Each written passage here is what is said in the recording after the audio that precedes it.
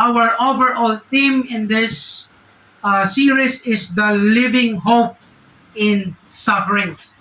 No, sa buhay po natin, sa mundo, marami po ditong mga sufferings, pains, problems in life that we are facing, we will be facing, or we will be experiencing in this world.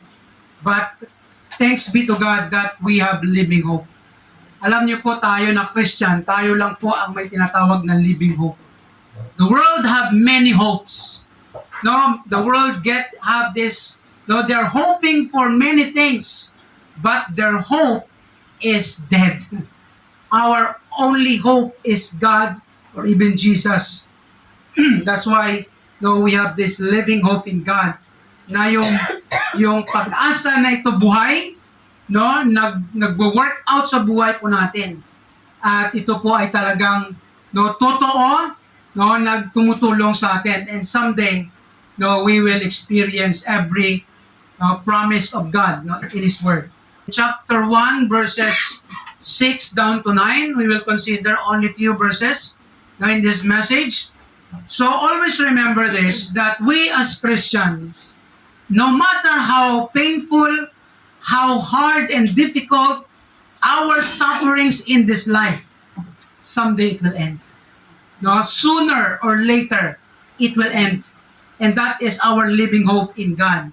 And God is our living God. No, He is alive. He sees everything. He knows everything. And even He cares for us, bilang ng mga Christians.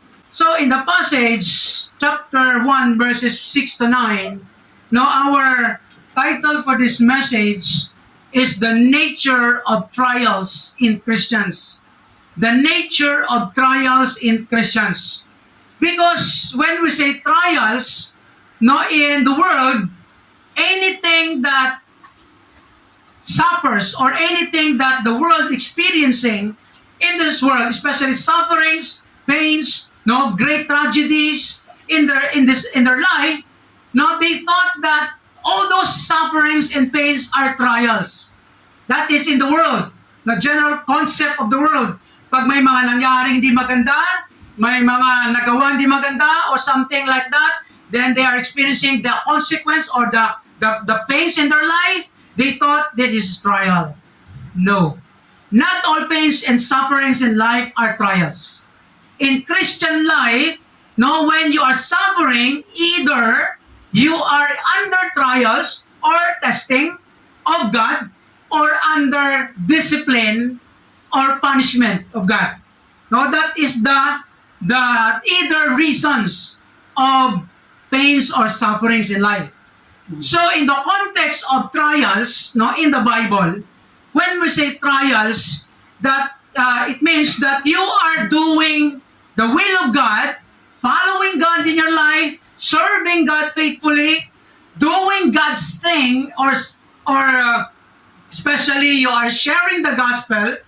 But in despite of all this, there are people or there are things that happening in your life that you are suffering, or you having these pains, or maybe people will mock you, will persecute you. That's the word, persecute, or will oppose you in the things that you do for God. That is trial.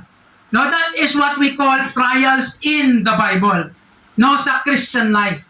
So, ang Bible, ang 1 Peter na sinasabi po natin dito, it talks about sufferings, and primarily, the sufferings that the Christians were experiencing here is the suffering of persecution.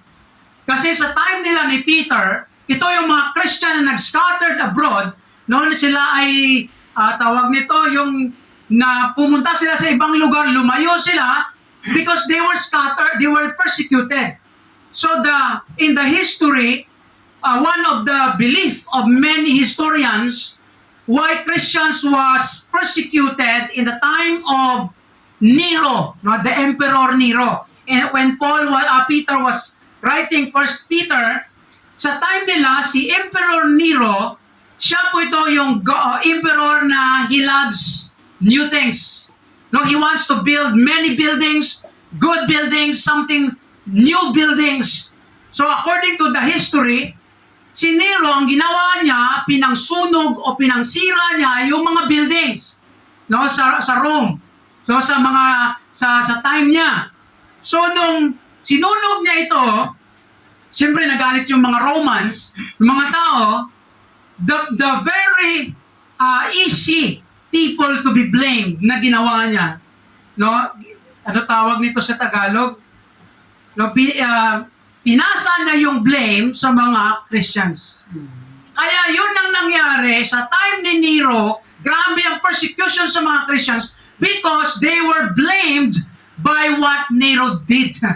Sila yung, ano tawag sa Tagalog, yung, ano ba yun? Ano ba sa Tagalog yun? Sila yung pinagbintangan, no? That's the term. Sila yung pinagbintangan, sila yung nagsusunog.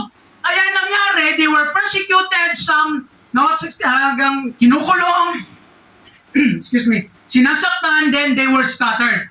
And that's the reason they were scattered and they experiencing the persecutions, the what we call trials in their life. And that's what Peter was, no, trying to comfort them, trying to encourage them, trying to strengthen them, that these trials that you are experiencing in many forms, no, persecution and many forms of persecutions, and maybe mga tragedies in life, so that is trials, then Paul or Peter encouraged them. So one of the parts of this encouragement, Peter told them about the nature of the trials in Christians. So this is also what we're going to ponder. That always remember that as Christians, pag ikaw ay nagsasuffer, especially trials, kasi alam niyo po, pag sinabi, no, sabi natin kanina, trials is different with discipline. Ang trials, no, ginagawa o nangyayari sa buhay mo yan, nagsasuffer ka, no, whatever the cause of it, no, nagsasuffer ka, even though you are doing God's will in your life. And discipline naman, no, may mga nangyayaring bad circumstances or bad events in your life because of the consequence of sin. And that's what we call discipline or punishment. And that is why we need to understand whatever we are experiencing in our life, kailangan natin malaman yan. Ano ba to? Disiplina ba ng Diyos o trials? All of those things have the same goal. Kung trials man yan, may goal dyan. Ang goal dyan, mag-grow ka, maging more faithful ka, no, maging blessing ka, that's trials. And the discipline, God wants you to change, God wants you to improve, God wants you to be sanctified or purified. And that is the goals. So in this context, no, si Peter, nagpapakita dito nga ano ba ang nature, inaugali ng trial sa buhay natin na bilang mga Christians. Ano ba yung mindset natin, no, sa isang tinatawag na trials, no, bilang Christians? Ano ba dapat ang tingnan natin o paningin natin sa trials natin dito sa mundo? So, ito pong tandaan natin. Here's the very comforting message in regard to trials. Kung nagsasuffer ka man because of events or tragedies or caused by other people na nagawa sa'yo na hindi tama, no, that is trials, persecuted ka. Now, when we say persecuted, inuupos ka sa ginagawa mo para sa Panginoon. No, parang kinokontradict ka, that is persecution. And that is why, always remember this. If we experience this kind of things, always remember that trials are seasonal. Ang trial sa buhay po natin to, hindi po ito permanente. It is only seasonal. No, meron siyang time na magsasuffer ka, but maraming time na ibibless ka. If you're suffering of the persecutions, of pains, trials, from in many forms, you know what? The blessing there, it will not last. No, hindi yan tatagal. No, it will end or maybe it will stop and then God will bless you, no, in that matter. Amen. Kaya sabi dito ni Peter, sabi niya sa chapter 1, verse 6 po yan, ha? Chapter 1, verse 6, sabi niya, kasi last time we talked about the living hope, the assurance, the indestructible assurance ng Christians. Pag ikaw ay Christian, may mga promise ng Diyos sa'yo. Hindi na mawawala yan. And then sabi ni Paul, wherein ye greatly rejoice. Ang rejoice po dito, nagre-rejoice, sabi ni Peter, nag-rejoice kayo greatly because of those assurance. Even though you are suffering in life, you have this assurance. And therefore, sabi niya, you greatly rejoice. Magsaya kayo. Amen. Right. Kahit masakit ang mga na-experience mo ngayon, mawawala yan. Right. Later on. Amen. Because you have this assurance from God, and then sabi niya, though now for a season, ngayong panahon, nagsasuffer kayo, if need be, ye are in heaviness through manifold temptations. Ang temptations po dito, hindi po yan temptation, no, tinitempt akong gumawa ng kasalanan. No, this is a trials. Ang ibig sabihin ng temptation, ginamit lang to na translation, but ang meaning niya nito is testing. No, trials. Pagsubok in Tagalog. Kaya sabi ni Paul, kahit kayo ay na-experience nyo ito, ang manifold, maraming o mabibigat na trials in your life, ano sabi dyan sa verse, sabi, ano dyan, ang keyword pala, season, for this season. And then, sabi ni Paul in 2 Corinthians chapter 4, verse 17, for our light affliction, trials, persecution, pains, which is but for a moment. Tandaan po natin, kung nagsasuffer ka man ngayon because of the bad things that happen, always remember, it is for a moment. Amen. Hindi yan tatagal. Pero yun lang, mahirap, no? Ayaw lang pa po ito mawawala. No, yun lang. Yun ang mangyayari, no? Which is but for a moment, work it for us a far more exceeding and eternal weight of glory. Kaya, tandaan po natin, ang suffering po natin, hindi po yan makakompare sa exceeding eternal weight of the glory that God will reveal to you. Kaya po ang blessing sa Christian ganito, even though you are suffering now, later on, sooner or later, no, you will experience the blessing of God. So when you say seasonal, what does really mean of what we call seasonal? So of course, ang word na seasonal, we can consider and it means it is temporary. Alam niyo po, ang sufferings of the persecution or from persecution, from bad circumstances as a trial, no, it is temporary. Hindi po yan na talagang for lifetime na lang nagsasuffer ka. I don't think so. Because the Christian life, there are many suffering, but there are much blessing. Amen. In fact, kahit nagsasuffer ka, sa trials na mga pagsubok sa buhay, but if you continue, you will be blessed more. Do you agree with that? Amen. Ang Christian na nagpapatuloy kahit nagsasuffer, nabibless. After that, because ang trials are temporary for a moment. Ang moment yan, hindi mo alam, ano pa pastor? Ilang araw, ilang linggo, ilang buwan, ilang taon? Hindi natin alam. In fact, kung titinan mo yung lifetime natin, ako-consider din for a moment eh. Di ba, sabi ni James? No, 1,000 years is one day to the Lord, and one day to the Lord is like 1,000 years. So when we say seasonal, temporary, sige lang, be patient. Antay ka lang, maybe sooner or later, mawawala yan. Because God will help you to overcome it. Anyway, may mga trials o may mga pains in life that sometimes hindi na mawawala. For example, physical pains. Si Peter, si Paul, grabe yung prayer niya sa Corinth eh. Nagsulat sa Corinthians, sabi niya sa Panginoon, no, he asked God to take the thorn in the flesh ni Paul. Ibig sabihin, mayroon si Paul iniindang physical illness or maybe weakness in his life. He asked God to take it away. But sabi ng Diyos, 3 times he asked God, sabi ng Diyos, 3 times ng Diyos, I will never take it. But my grace, is sufficient for thee. Amen. Tutulungan ka ng Diyos na ma-overcome mo yan, ma-endure mo yan sa buhay mo. And that is a blessing. So there are trials in life na hindi siya lifetime. And most of the trials in life no, that is a temporary or for a moment. And that is what Paul or Peter is telling the believers for a season. No, sa time lang yan, nagsasuffer kayo ngayon. Sige lang, just wait and be patient. And not only trials is temporary, but secondly here, trial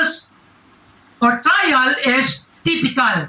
Know what do we mean by word typical? In the dictionary, it means in the noun form, it is normal or standard. In adjective, average or to be expected. Alam niyo po, ang trials or sufferings caused by trials or sufferings in the form of trials, normal po yan sa Christian life. Standard po yan ng buhay natin. Kaya hindi wag po natin sabihin na nag-Christian ako, parang lalo pang humirap buhay ko. Yes, that is part of life. Part of Christian life that you will experience trials in life. In fact, sabi yan ni Jesus sa mga disciples, sabi niya sa John 16:33, "These things I have spoken unto you," he's talking about persecution, "that in me ye might have peace." Kahit na may mga persecutions kayo, trials in life, you will have still peace. Sabi niya, "In the world ye shall have tribulation." Trials, testing, tribulation speaks one thing, pains and suffering.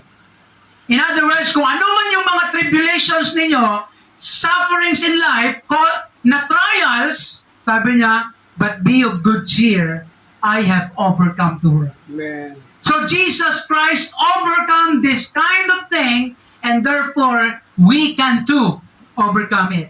That is what Jesus Christ is saying. But the point here, that is typical or natural in Christian life. Kaya alam niyo po ba, sa hindi Christian, pag nagsasuffer yan sila, kung ano nang gagawin, may i-blame na kung ano, may blame na nga yung Diyos, kung sino na lang i-blame. But sa Christian life, that's part of life. Kaya if you suffer, no one to be blamed. No one to be blamed. No, because God allows it to happen. Una, it can be trial, tinetest ka like Job, or it will be discipline, because there's something wrong that you need to change or God wants you to change. So that's why either way. But the point here, that is temporary and typical or natural in the life of a Christian.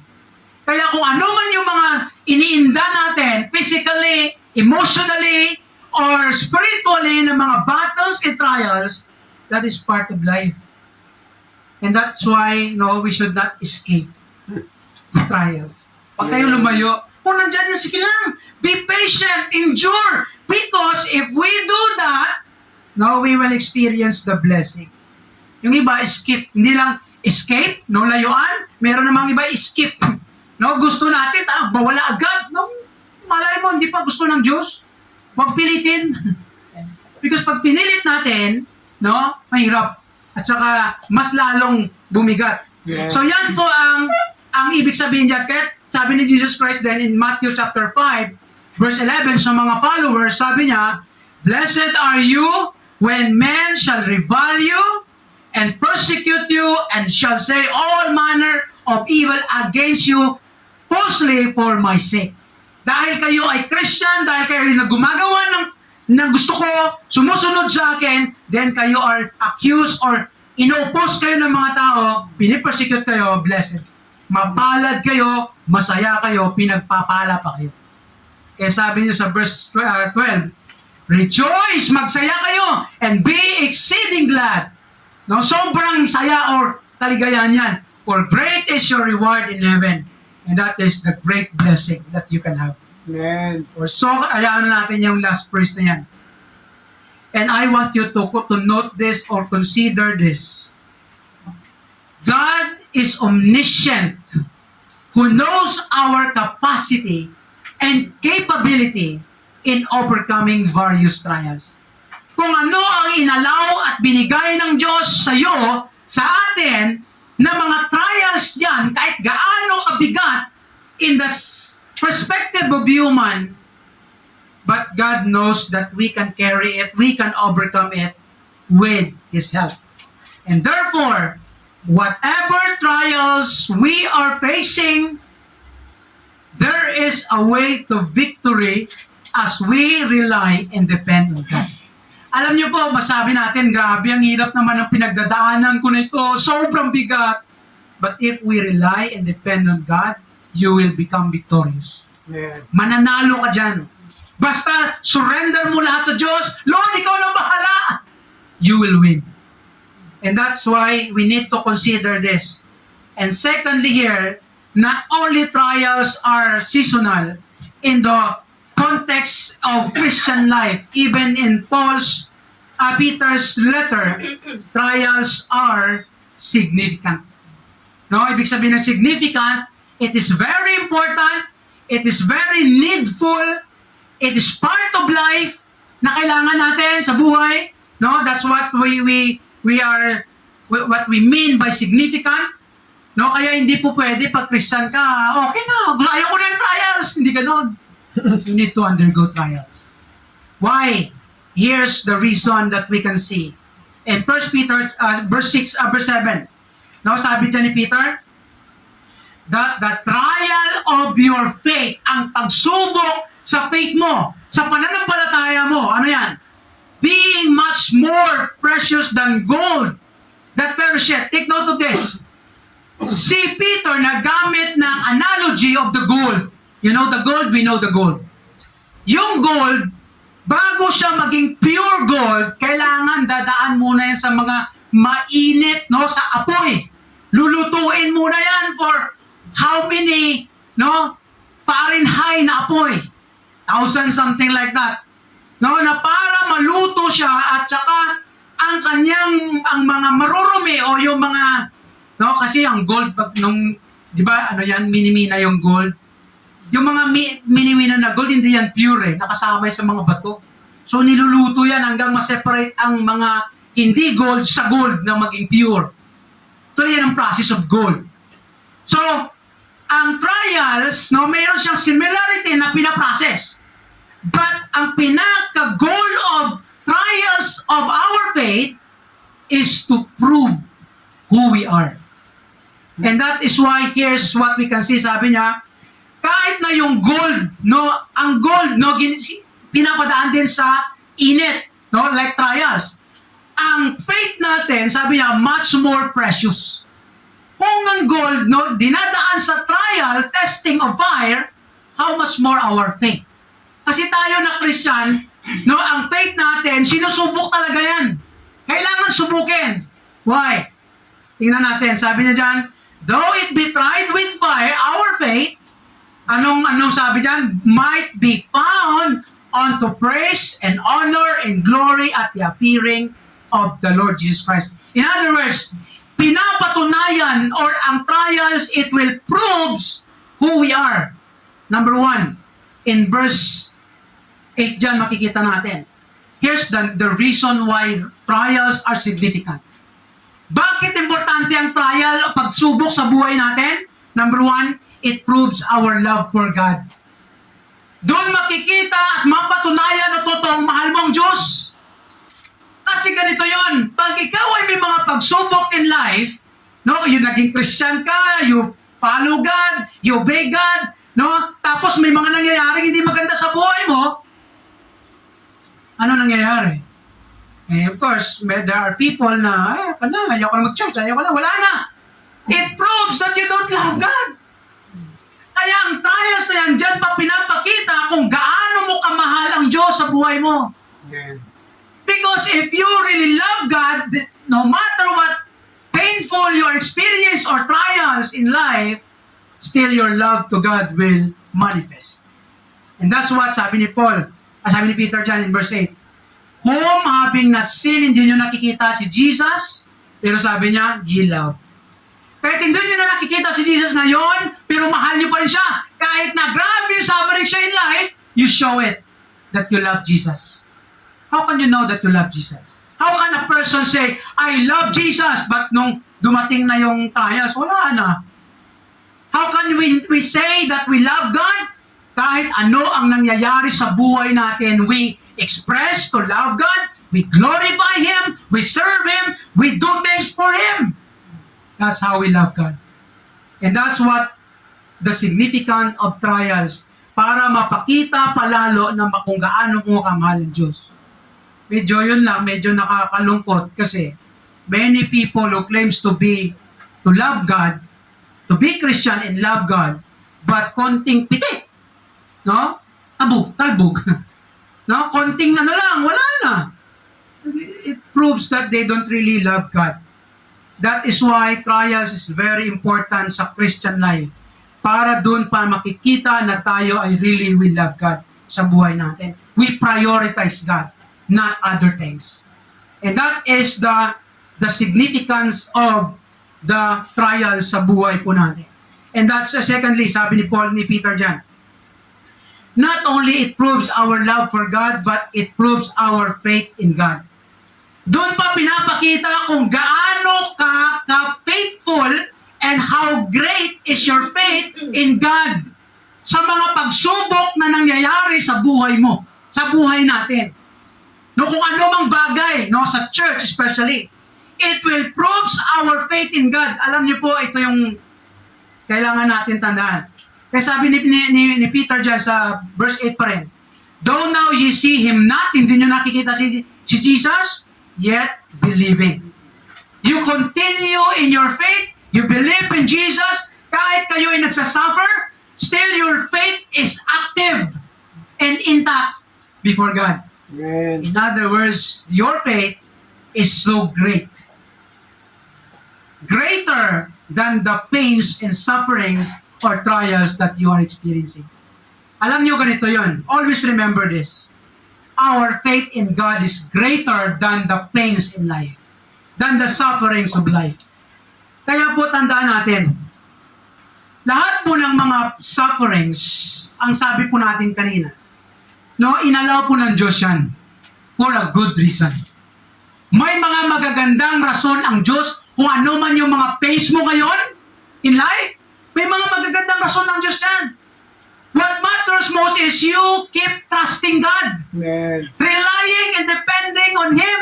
Being faithful in Him. Because through it, no, it will prove it. And of course, as God proved or as your faith proves, despite of pains, you will be blessed more than your sufferings in life. And we can see that in the life of Job as well. So yan po, sabi ni Peter dito, na even though hindi na nakikita si Jesus, yet you believing, and last phrase there, no, it proves our joy with God. Kaya sabi sa last phrase in 1 Peter chapter 1 verse 8, rejoice with joy unspeakable and full of glory.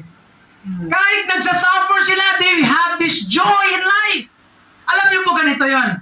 Hindi man ibig sabihin na, di ba, sinasaktan ka, tatawa ka, hindi ganun. Hindi ibig sabihin na, nasa pain ka, no?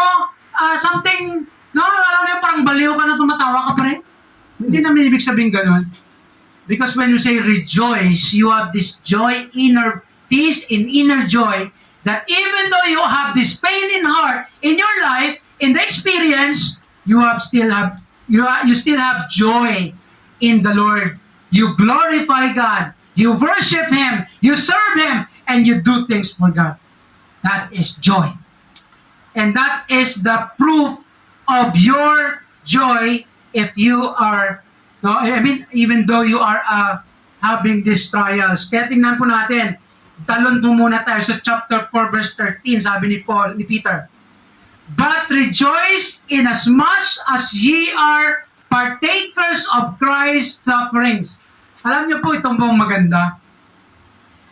Kung ikaw ay nagsasuffer, suffer caused by other people, even though you're Christian, you're serving God, you're obeying God in your life, you're partakers of Christ's suffering. And that is very amazing. Kaya sabi ni Peter dito, in-encourage niya, partakers of Christ's sufferings, that when His glory shall be revealed, when Christ will come again, ye may be glad also with exceeding joy.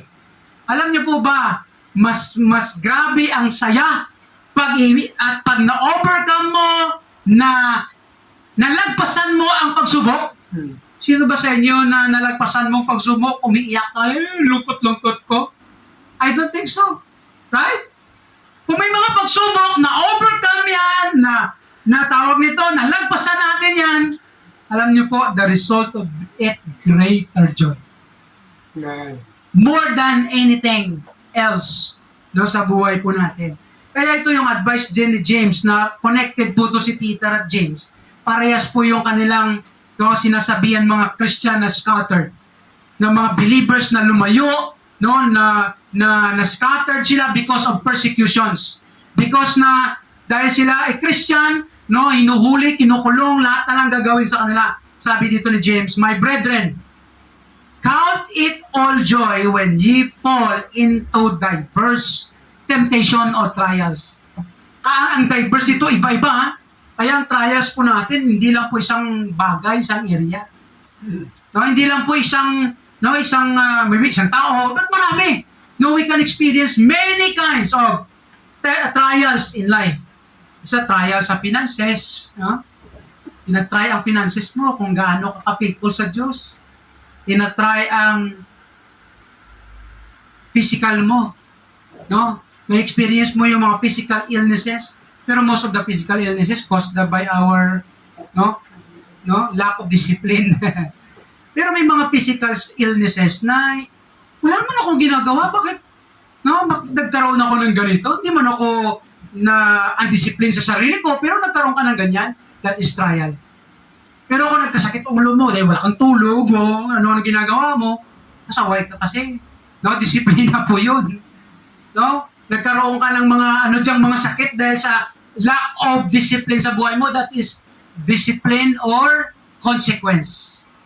That is not trial. But it's still the same goal that you need to overcome it, endure it, and rely and trust God. Because if we do that, we still be blessed by God. Amen. If we do. Count it all joy. Lahat ng mga paghihirap mo sa buhay, magsaya ka. That is a pure joy in life. Kaya si Paul, sabi niya rin sa Philippians chapter 4 verse 4, nadaanan na natin ito, rejoice in the Lord always, and again I say, rejoice. Magsaya kayo sa Diyos kahit anong nangyayari sa buhay po natin. Because trials shows and proves who we are. Amen. Kung ano talaga ang love natin sa Diyos, kung gaano talaga tayo ka-faithful o yung faith natin sa Diyos, gaano kalaki, and kung gaano tayo kasaya sa Diyos. Alam niyo po, pag sinasabi mong trials, ginagawa mo naman yung tama sa Diyos, pero may mga tao na gusto kang saktan, gusto kang gaganyan. Parang alam mo yun, that is persecution. And you know what?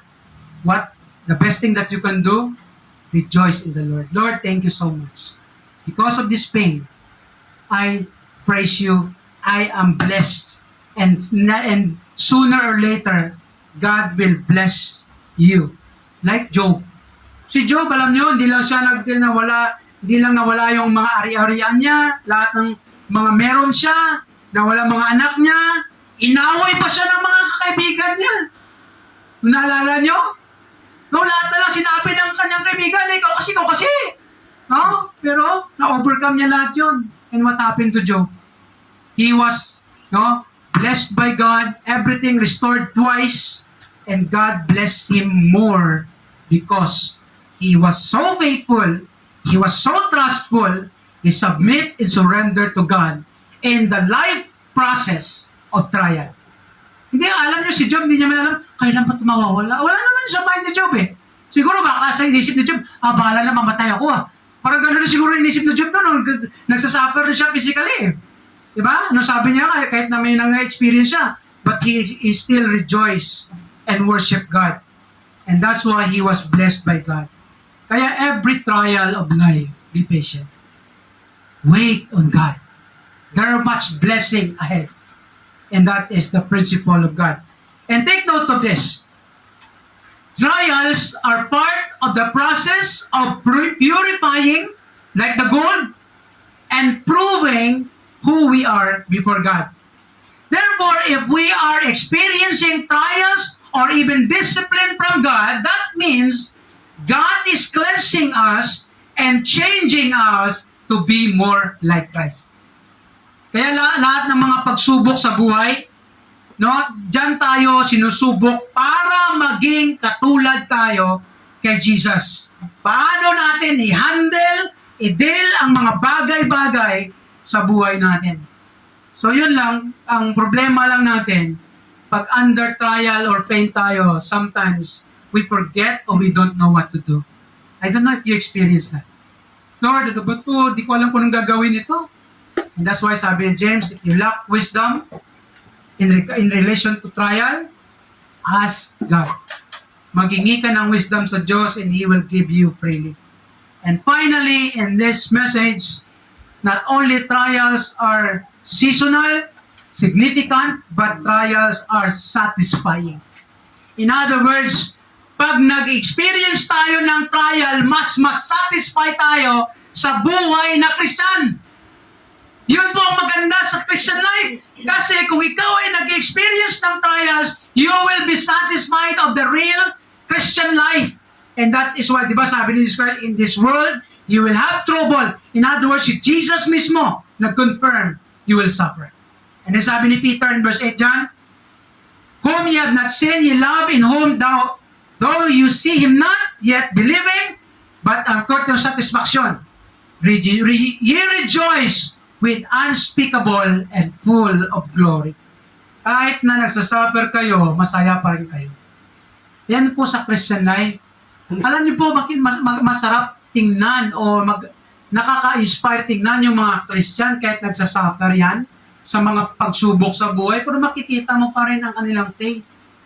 No, they are still continuing serving God, worshiping God, doing the things for God, even though they are suffering through trials. And that is very inspiring in the life of Christian. Why it is satisfying? Sabi ni Jesus Christ, rejoice and be exceeding glad, because great is your reward in heaven. If you are experiencing trials through persecutions or many other forms, alam niyo po ang maganda pag ikaw ay may trials, tinitest ka lang, hindi ka lang tinitest. But if you overcome that, you will have reward in heaven. Not only on earth. Kasi mas binibless ka lalo pag tinatry ka eh. Mas binibless lalo ikaw, ministry kung tinitest, then not only that, you will have reward in heaven. Amen. Kaya alam niyo po, pag inaaway ka, wala ka namang ginagawang mali, blessing. Sabi ni Jesus Christ, rejoice, magsaya ka. May mga rewards ka sa heaven. Pag of course, ina-overcome mo yan. Kasi pag inaaway ka, patol ka rin. Walang blessing dyan, curse pa yung mangyayari. The more you fight, the more you will be cursed. The more you resist, the more you will be disciplined. Because the trials in life is to let it be if God allows it. Submit, no, and surrender to the Lord. Trust and rely on God, and that way you will have trial. You will have rewards in heaven, and that will be satisfying. No, rejoicing. It will satisfy our soul. Alam niyo po, masaya pag na-experience mo ang trials, na mapakita mo talaga na, Lord, tinitest talaga ako. Lord, thank you! It's a test. Kaya alam niyo, sila ni Paul, ni Peter in the book of Acts, nung kinulong sila, no, sinaktan sila, but nung nakalabas sila, pinaalis sila, they were rejoicing. Sabi nila, praise God, we are count worthy of the sufferings of Jesus Christ. Naging partaker sila ng sufferings. And then, finally here, it will satisfy your salvation. Kaya in verse 9, sabi dito ni Peter, receiving the end of your faith. Ang end of your faith, even the salvation of your souls. No, because of our faith, no, we experience salvation. In fact, if you are under trial, make it sure that there is salvation of God. No, tutulungan ka ng Diyos dyan na ma-overcome mo yan. And that is why, we need to consider.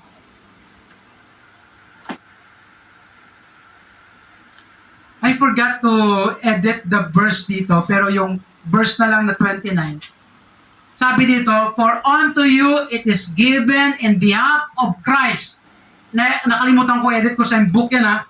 Not only to believe on Him, but also to suffer for His sake. Kaya tayo na Christian, hindi lang po tayo na tinawag o binigyan ng kaligtasan sa pananampalataya natin, but sabi niya, we are also called to suffer for Christ, for His name's sake. Kaya po ang totoong Christian may pains and sufferings. Huwag natin isipin na po, no, Christian ako, bakit dami kong problema? Check yourself. Is it be discipline or trials? If discipline, change. If trials, continue and glorify God. And that is the principle of God that we need to follow. And in final note, as we close with this message, true satisfaction in Christian life is experiencing persecutions and trials while serving God and people. Habang sumusunod ka sa Diyos, may mga tao na nagpe-persecute sa'yo, may mga trials or tragedies in life, just continue because you will be satisfied. You will rejoice. You will be blessed by God. And therefore, whatever trials you are facing or will be facing someday, just rejoice, rely, and glorify God. Magpasalamat ka lang sa Diyos. Sabi ni Paul, give thanks in all circumstances. Lord, thank you inong circumstance na ito, masakit man to, mabigat man to, but I give you glory. It is trial for me. Kung wala kami ginawang mali, it's a trial for me. At pag may nagawa tayong mali, it's a discipline for me. Praise God pa rin. Submit and surrender. Rely on God. And there is living hope. Kasi lahat po tayo na Christian, meron po tayong hope at the end of this life. We have eternal hope and we have also hope while we are living on earth. Kaya po sa Christian life, this is God wants us to know, to remember, and to embrace in our life. And our reflection, now let's consider this. How do you respond in times of trial or testing of your faith? Paano ka mag-responde? Paano ka mag-react?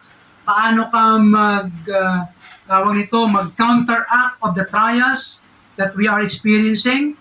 Number 2, are you growing in love, faith, and joy in God as you experiencing trials?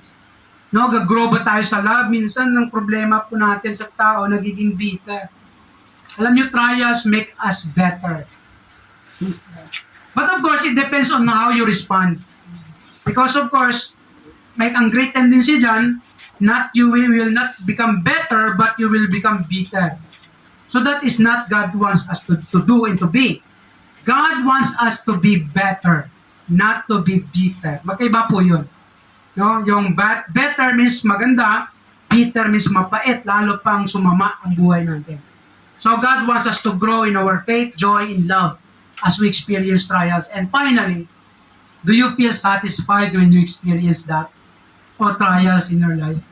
Are you satisfied? Lord, thank you. I know that after this, there will be great blessings in my life. Have you experienced that in your life? Na-overcome mo yung mga trials, persecutions, but at the end or at the long run, that persecution nag-end, and then the blessing of God is greater than the persecution that you experience. Have you experienced that? It's really amazing. Kaya alam niyo po, if you experience this kind of trials, just glorify God. At the end of it, you will be blessed more. If we truly surrender and rely on God.